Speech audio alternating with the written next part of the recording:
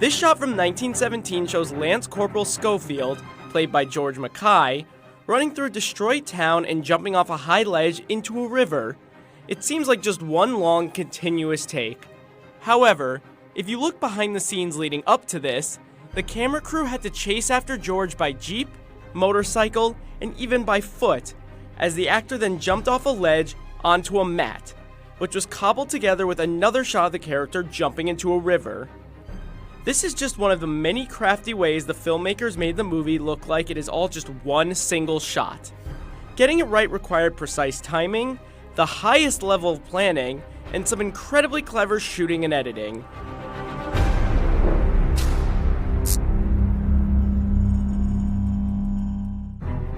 The entirety of 1917, a drama set during World War I, follows a pair of young soldiers trying to deliver a message to stop an attack. It was not actually shot in one take, but rather a series of continuous, uncut shots that were then cleverly connected to give the feeling of one long take. While this has been done before, 1917 presented many new challenges for the filmmakers. One of the earliest examples of a one-shot film was Alfred Hitchcock's Rope. A more recent example is Birdman. 1917 pushes it a step further with its persistent action and the constantly changing terrain. It never uses the same location twice. Who was up for this daunting task? Cinematographer Roger Deakins. Deakins earned a reputation as one of the greatest cinematographers alive today thanks to his masterful work on movies like Skyfall and Sicario. He earned the Best Cinematography Oscar for Blade Runner 2049. I mean, this is not sort of style of filmmaking that is right for every film. It's a very particular film.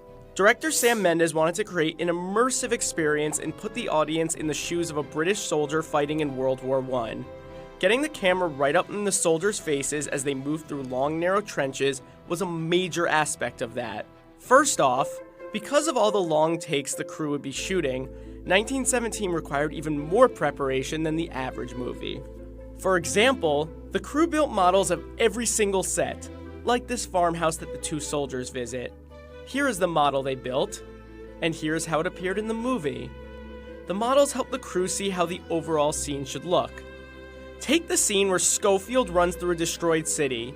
It was lit up by flares in the sky. Because the flares were the main source of lighting for certain shots in this scene, the crew needed to time exactly how long the flares would be in the air.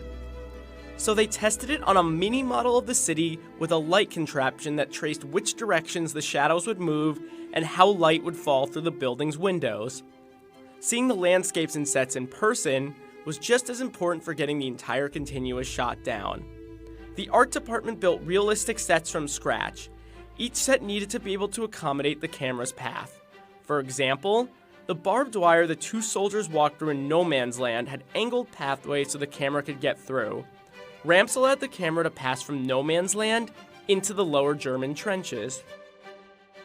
Meanwhile, tunnel entrances had to be the exact right length to accommodate the camera and their cuts. One window was built to come apart so that the camera could pass through it. Perhaps most impressive of all was the 5,200 feet of trenches the crew had to build. As some of the most action-packed and challenging shots happen in these narrow pathways, it was crucial to measure everything. Every scene had to be the exact length of the land. So, if a scene and shot lasted 8 minutes, it had to take exactly that long to get through that specific area. In an interview with Vox, Mendes said they wouldn't build a set until they knew exactly how long it should be. This required a lot of rehearsing. While all films require rehearsals, the process for 1917 was much longer and more rigorous. According to Deakins, on most films, these rehearsals can take place the day of shooting, but for 1917, walkthroughs were happening well in advance. They started rehearsing at Shepperton Studios near London and then moved to the sets. Every single line of dialogue had to be rehearsed on location. The whole process of blocking and rehearsing scenes went on for 4 months. Once they had gotten the lay of the land, measured everything out, and made sure every actor knew their lines and hit their marks, it was time to start shooting. There was another crucial step in pulling off this illusion. The camera could never move backward, only forward, as the characters had a starting point and a fixed destination and could never go back. One solution for that letting the camera move 360 degrees. This allowed the crew to constantly move forward and follow the characters without making a visible hard cut. Productions of this size call for heavy equipment, but how was the crew supposed to deal with cameras that needed to be mobile? The solution: a new model of high-definition camera that was much lighter and smaller than usual. This gave Deakins the same great image quality, but also allowed for more portability and for the camera to more quickly be attached to something like a crane or a drone. A heavier camera would not have worked with the crew's stabilizers, which were crucial for when the camera operators had to walk and run after the soldiers. Creatively, Sam and I talked about it. We wanted the camera to be quite steady. We didn't want a jerky camera stuff. One can understand why the camera needed to be light, as there were cameras running along wires to capture shots like this one, where Schofield jumps across a broken bridge. The camera also traveled on wires for its trip through no man's land. It could very easily be unhooked from these wires by a camera operator. Schofield's journey downriver was captured mostly by a crane. A part of the sequence in which the character drops down an 18-foot set of waterfalls was shot by attaching the camera to a drone. The constant movement created another big challenge: lighting a scene. They did use some artificial lighting, like this 50-foot tall light tower that was dimmed to create the color of fire and meant to light up the entire ruined village.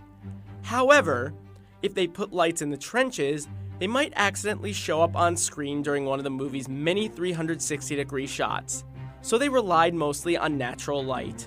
Cloudy days were more optimal than sunny days, as sunny days meant more shadows. I'm looking at all my weather apps to see when it's going to cloud over. And then, is that cloud going to last long enough to do a 5-minute take? And because the movie took place in real time, the lighting had to look consistent. Even a little too much sun in the sky meant production had to shut down for the day. Deakins needed to know not just how shots would look, but how they would be stitched together in post-production. Deakins and Mendes found subtle ways to make those cuts without the audience knowing. This would also help editor Lee Smith immensely. Sometimes an object would block the frame. Shots where characters traveled through doorways or entered a bunker also allowed for easier cuts. Take this shot, where the two main characters walked through a black curtain. Other shots required even cleverer transitions. In one thrilling sequence, Schofield runs through a burning city and jumps off a ledge into a river. If you look at the same shot behind the scenes, you'll see George running through that same city and jumping off the ledge, but instead of a river, he jumps onto a mat. With the help of some visual effects, the editors were able to seamlessly stitch together the character jumping off the ledge and into the rapids. And to capture him even getting to that point, the camera crew had to make sure they were completely in sync with the actor's every movement. Some parts of the maze-like sequence involved chasing after him with a camera attached to a motorcycle. For the big leap, they needed to attach a camera to a longer, more flexible crane. But nothing quite matched the challenge of pulling off the climactic sequence in which Schofield runs alongside a trench in the middle of battle. Getting this shot was a huge endeavor. We started on a 50-foot Technocrane that was armed in from, say, as we're facing George, from the right-hand side. It climbs up the trench with him as the camera's booming out on the arm. He hesitates at the top of the trench. Then the camera's taken off that Technocrane because the camera's basically on a stabilized head called a Stabili. Surprise, surprise. Then they hook it onto another Technocrane, and that Technocrane is on the back of a tracking vehicle, and that's already slowly moving back. So as they hook it on, it's all one move. That moves back. George speeds up and starts running. Meanwhile, the two grips that did that are in costume, so they find a way around to be able to come across the back of the shot, and you don't see them until that point in costume. And they were quite glad because they got money for being extras that day. Once the camera was on the truck, it had to follow George as he ran for about a quarter of a mile. Meanwhile, they had explosions going on in the background. According to Deakins, they only had enough explosions for 4 takes. And thanks to their tireless rehearsals and walkthroughs, they were able to pull it off on time. And while everything they did while shooting had to be so precise, there was still room for accidents. As George is running out of the trench, you'll see him bump into some extras. That wasn't planned. The actor bumped into them by accident and they just kept the camera rolling. Had they called cut right away, this great, genuine moment capturing the chaos of the war would never have made it into the movie.